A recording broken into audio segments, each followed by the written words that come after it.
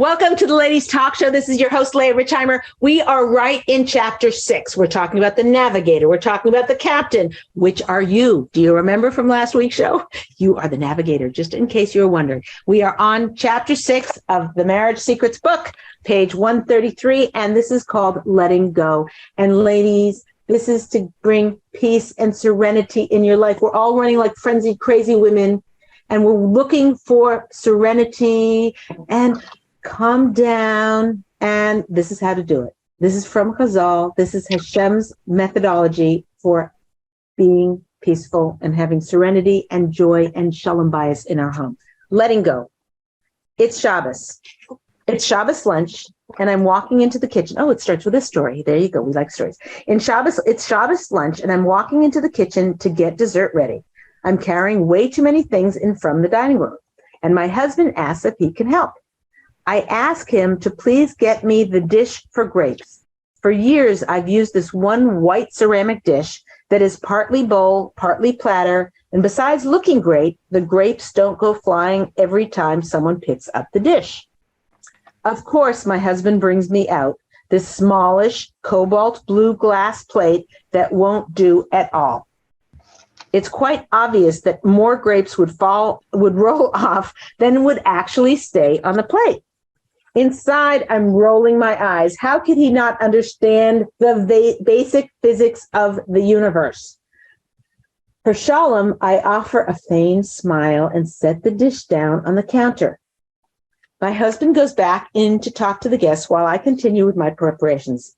I'm holding a rather large clump of grapes, ready to set them down onto a dish, and I'm at a challenging juncture.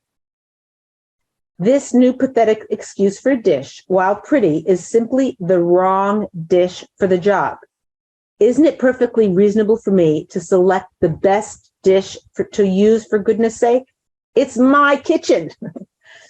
Of course, there would be nothing wrong if I had said to my husband, "Dear, thank you so much for bringing this dish, but I have too many grapes for this to do the job. Can you please bring me the white ceramic dish? I would really appreciate it. Thanks a million." So that I could have done that, but I wanted so much to practice strengthening this muscle of letting go of control that I was determined to give it a try. I wanted to try following my husband's will because that is what Chazal say to do. So I set these grapes down on the blue dish. Okay. On the way into the dining room, 2 grapes go flying off before I even leave the kitchen. I don't bother to chase after them since I know it will just cause even more grapes to escape their destiny. I place the grapes down in front of my husband with a certain knowledge that he is utterly oblivious at how challenging this was. I soon forget my little internal predicament in the kitchen and get lost in Shabbos table of revelry. Suddenly, something strikes me, like walking along and unexpectedly coming upon a glorious waterfall. I turn and notice the exquisite beauty of the juxtaposition of the plump green grapes against the cobalt blue glass. I can't seem to take my eyes off the interesting contrast, whether it's just simply an unusual color combination or Hashem's handiwork in making the beauty of it seem to burst forth with more clarity somehow. I will never know the answer to that, but it felt to me like a reward for conquering my own desire to do everything my way. Letting go is a moment-to-moment activity. It's not like you can make the decision to hand over control and it's done. Every day and every incident takes new resolve and effort. It is very difficult. It is a very difficult process as we've all grown up in a society that certainly does not encourage relinquishing control. Of course, the muscle does get stronger over time and the smaller control issues get easier to handle. But that's when Hashem hands us bigger control issues to see if we can get over the new hurdles. And thus, we grow each and every day closer to our husband, and he cleaves to us. Okay, next section. Are you guys writing down your questions? Get them ready. Okay, virtual duct tape. page 135. For me, knowing that this is the way that things were meant to be from God himself was truly the only thing that gave me enough determination to work so hard to let go. I still usually have a knee-jerk reaction to grab the reins and take charge and have to put virtual duct tape over my mouth to keep from usurping my husband's role. And even though it almost always takes me a little while to realize that I'm starting to jump in and take over, I'm now much better at realizing it and pulling back sooner. And knowing that I'm doing the exact right thing in God's eyes gives me so much more stamina and power when things get tough. As in so many of the challenges we've gone over in this book, the more Torah sources I find, the stronger I become. When there is a room for doubt about what Hashem wants from me, my Yetzer Hara, evil inclination, has too much room to twist and turn and manipulate me out of doing the right thing. When many sources give the same message, I actually find it much easier to just be makabel, to accept the direction. It's much more difficult for me to grow myself in the right direction if I have too much doubt. When it's absolutely clear, I can put all my energies into growing rather than questioning. Thus, here are some more sources. I'm giving these for you. Here are some more sources for the diehards among us, myself included, who need more evidence just to even begin considering relinquishing control. As we know from the Gemara, when Hashem created the sun and the moon, they were originally equal in size. The moon, wishing to be larger, the larger heavenly body, came to complain that two kings cannot wear the same crown. Hashem agreed and ordered the moon to make itself smaller. So the moon made itself smaller. The challenging part to realize is that women are always likened to the moon with its monthly cycles. This reveals to us that just like the moon, they are to be ruled by the sun, their husbands who were given the mandate to be the rulers of their homes. Driving this point home, Rabbi Ezriel Tauber explains that as we know, the moon does not shine its own light, but rather reflects the light of the sun. That just as the moon reflects the sun and can shine only when the sun is shining, woman is a reflection of her husband. If he shines, so will she. If she doesn't let him shine, she will not shine. She will not shine either. Yikes! Scary stuff, guys. Okay, Peggy, bring them on. Where are the questions from my studio audience here? Okay, so Dahlia is asking, I try to really impress on my kids that their dad is the king of the home. But yesterday, my son was misbehaving, and when I told him to stop, he said, I don't have to listen to you. You're not the king. I told my husband, but he just laughed instead of backing me up. How should I handle these type of situations? That's fantastic. Good for her. She's getting some through. She's gotten through to her son. That's huge. So first of all, congratulations. You got through to your son. We don't do this often enough, ladies. Pat yourself on the back. Buy yourself some chocolate. Have some ice cream. Okay. Pat yourself on the back. Great job. Now, in terms of getting your husband to do more and saying, well, she's the queen, you have to listen to her also, which would have been great if he used that teachable moment to do that, but he didn't. So, at a later point, you could point out to him, say, when I was so happy that little Moshe understood what we needed to happen, he understands you're the king and so forth. Maybe next time, if he says something like that, if you don't mind saying, yeah, your mom's a queen, you better listen to her, or I'm the king and I'm telling you to listen to your mom, whatever it is, whatever it takes. But the first thing is, I just have this huge, I say, yes, how do you say, right? This is awesome. You should feel proud and satisfied and really, really proud of yourself. It's awesome. So, take home message is just be proud of yourself for it and keep up the good work. And if you want to tweak a little bit for a little bit better, get your husband on board. But I don't know that that's even necessary. Your kid knows he has to listen to you. Okay. He's just using that to sass. Okay. Go ahead. Okay. So Rachel is asking, how can I practice patience with my husband if he continues to show me that he is not listening?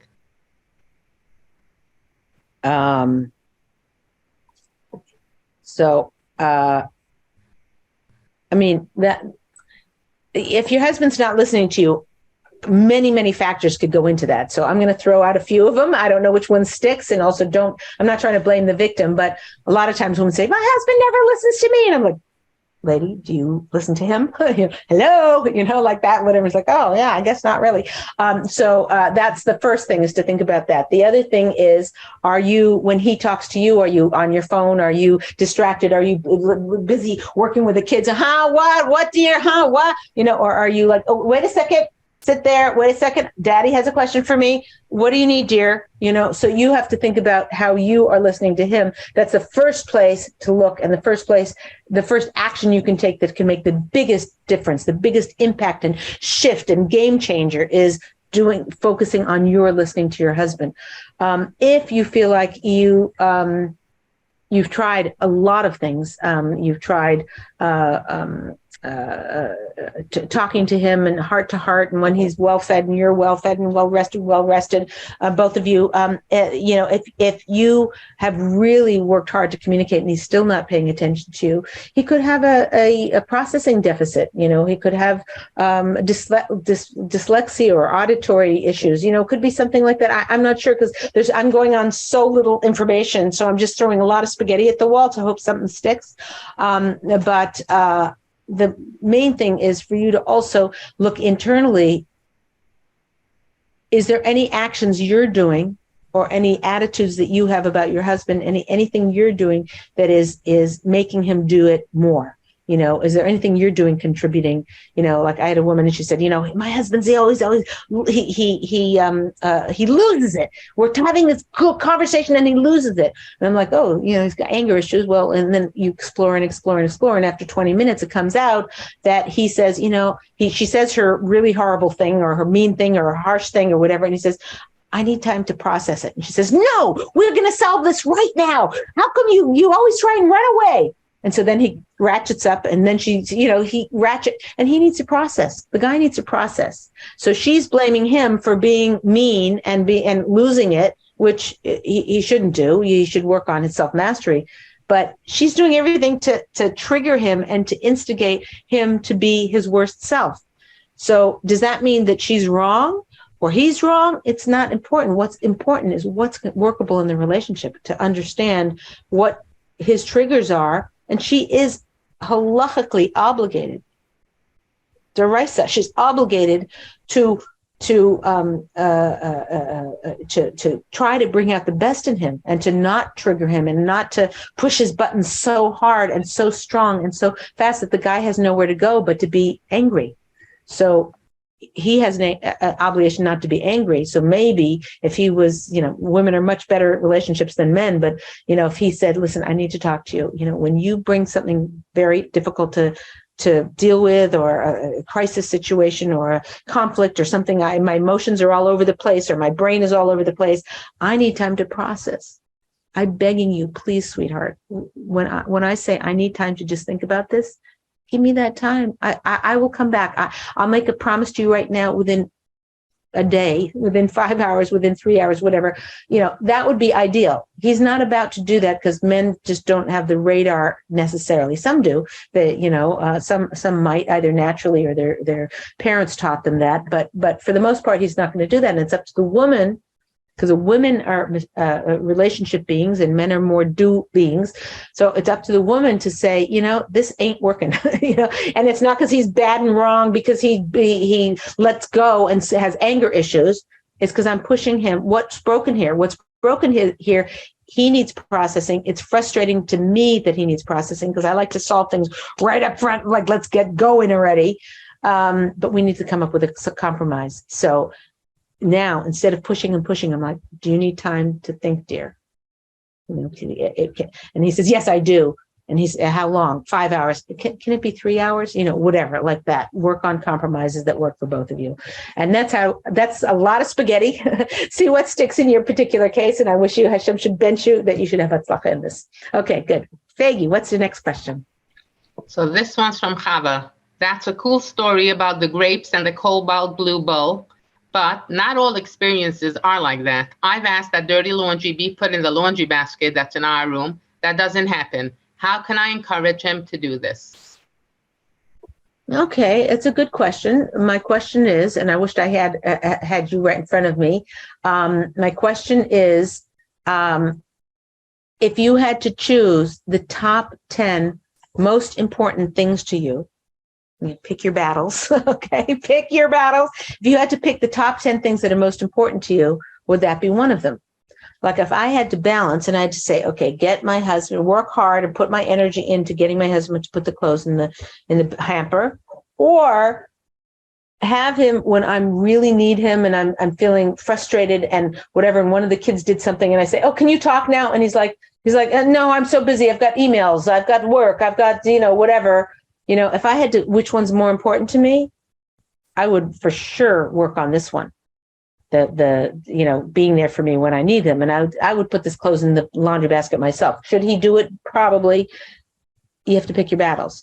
So a woman has to know what her own deep needs are. Once a woman has clarity, and there's a lot of classes on that. Go look at Ladies Talk Show, how getting your needs met. I think there's 5 classes on how to get your needs met. But the basic thing is to separate, you've got your needs and you've got your wants. Okay. And to realize that getting what you want will never make you happy, whereas getting 2 or 3 needs met will really make you happy. So understanding your needs and how to do that. And actually there's an entire chapter in Marriage Secrets on how to know what your needs are.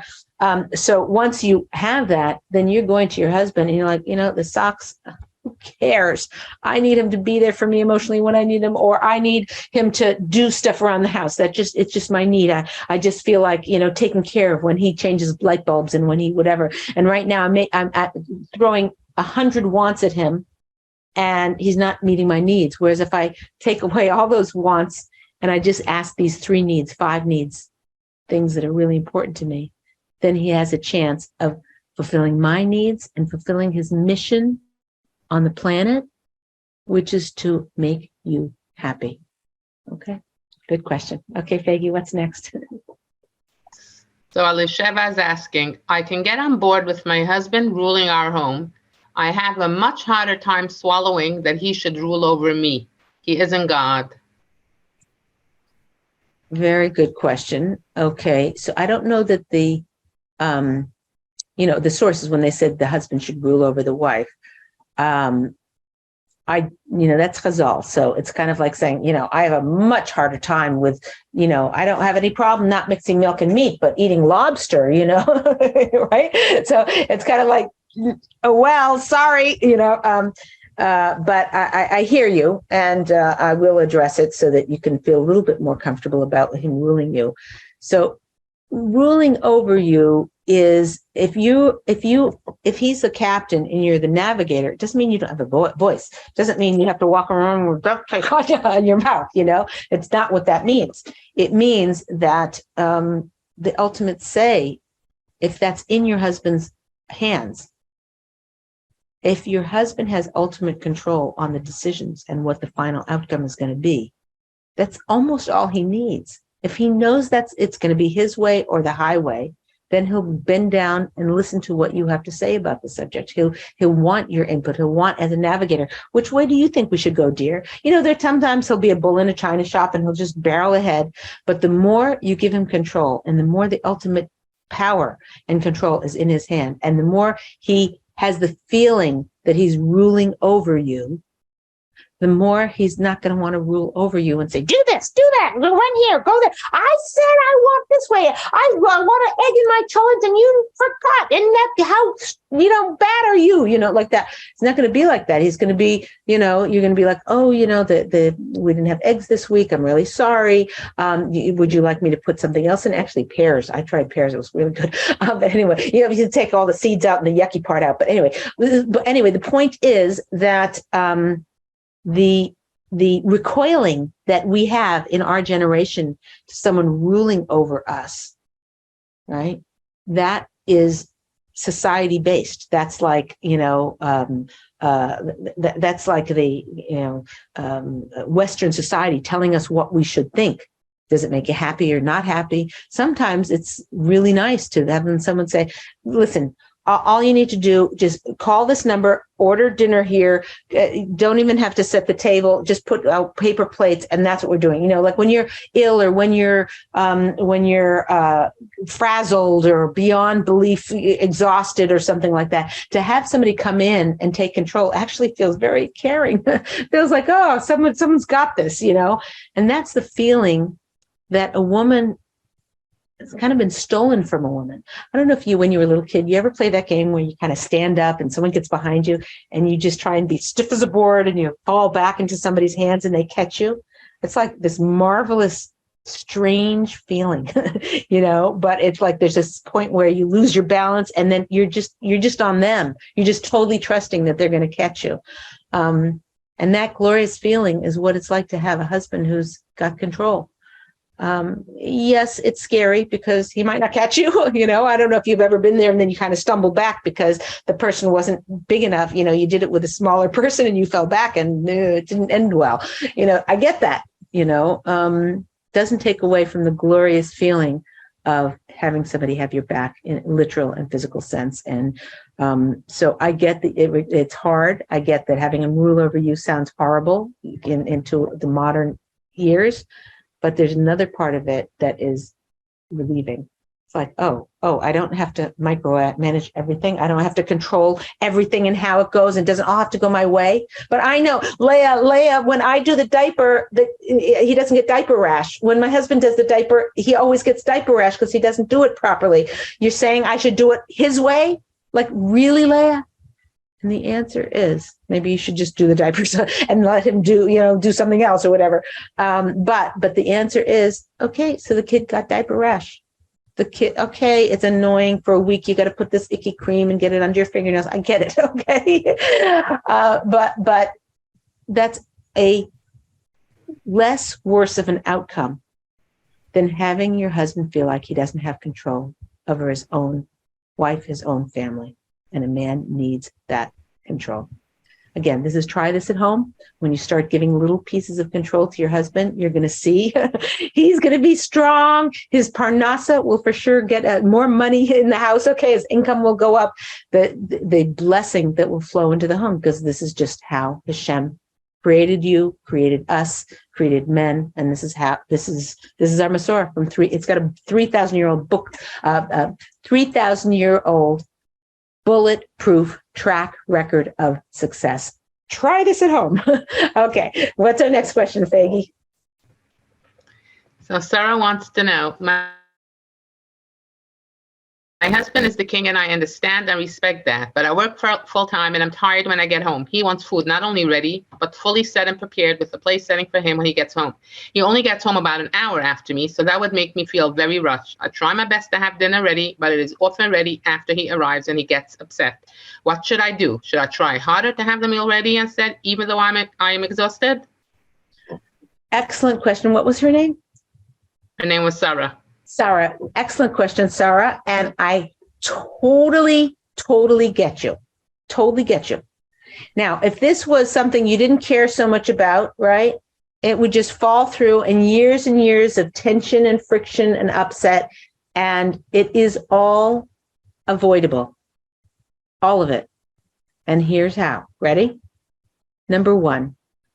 After you finish eating dinner and the dishes are all in the sink or whatever, however your night looks, okay, have the entire family, if it's just you and your husband, if you don't have kids yet, but whatever, set the table for the next night then. Now, maybe you need to sit there for breakfast. I can hear that. And then you could put everything, pile it on one side, everyone eat on one side, and then you pull everything back over.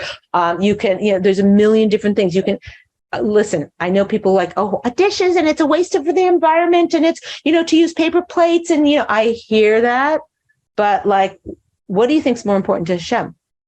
You using up, 1,000 paper plates over the course of a year, 5,000, I don't know, I can't do the math fast enough. But that, or if he has or you having a fight with your husband every night because dinner's not ready. So he's going to say, use the God himself will say, use the paper plates. Okay. So look, I'm not an environmental expert or whatever, and maybe that's the wrong advice or whatever for the environment. I don't know. I don't know the expertise on that. And sometimes they say washing the dishes takes as much energy as making paper plate. I don't know. I'm not even getting into that. And don't write me letters, please, saying, Leah, whatever, because it's above my pay grade. But what I'm saying to you is that if there are ways, logistic ways that you can figure out around making this go better. So one is a chore of setting the table becomes your kid when they come home. And if that means you have to give the kid $5 every day to set the table, a lot of money. They probably could do it for $1, but let's say whatever you had to give them, they get to stay up an extra 20 minutes at night. Something awesome to trade for setting the table. So when you come home, the table is set. The night before, you could put up a cholent pot. You don't have to put cholent in it. You take potatoes, you take some carrots, you take some chicken, throw it in that night. The dinner, the only downside is anybody who's home has to smell that all day. And it's like, oh, give me the food, whatever. So it does make people a lot more hungry. But there are ways that you can solve this that will create shalom in your home. And is that annoying that you have to be the one to turn yourself into a pretzel to make your husband happy? Guess what? If he's happy, guess what his number one motivation in life is going to be? To make you happy. Okay? Hopefully, God willing. So this was a fantastic question. Just maybe get a notebook and jot down lots and lots of different reasons different things, different logistic ideas you could do of solving the problem. Maybe Monday night's pizza night. Maybe Tuesday night is cholent night, is chicken in the crock pot night. Maybe Wednesday night is he makes dinner. How about that? You have the hot dogs ready. You have the hamburgers, all ready to go. Or do they have pre-made ones now? Whatever. And you have the buns. You have everything. And when he gets home, he throws them on the barbecue. Something. But you make a plan. Planning is the best way to have shalom bayis. Okay. This is Leah Richheimer. Thank you so much. Oh wait, homework. One time this week, your job is to think about one thing you can do logistically ahead of time that creates shalom in your home. And whether that means, some people I know they're making the lunches for the next day while they're making dinner. Bad mistake. Okay, your husband's walking in the door. The phone's ringing. You're getting emails from the principal to get back to her right away. Whatever. And the problem is that's right when your husband walks through the door. So logistically, okay, I'm going to make lunches that night. When I'm exhausted or whatever, it doesn't take a lot to peanut. Okay, the peanut butter doesn't go all the way to the edges of the bread. Your kid will live. Okay, so figure out the logistics one time this week. Figure out the logistics of your to make shalom bayis, solving it with these kind of creative ideas. Okay, it's Leah Richheimer. We'll see you next time.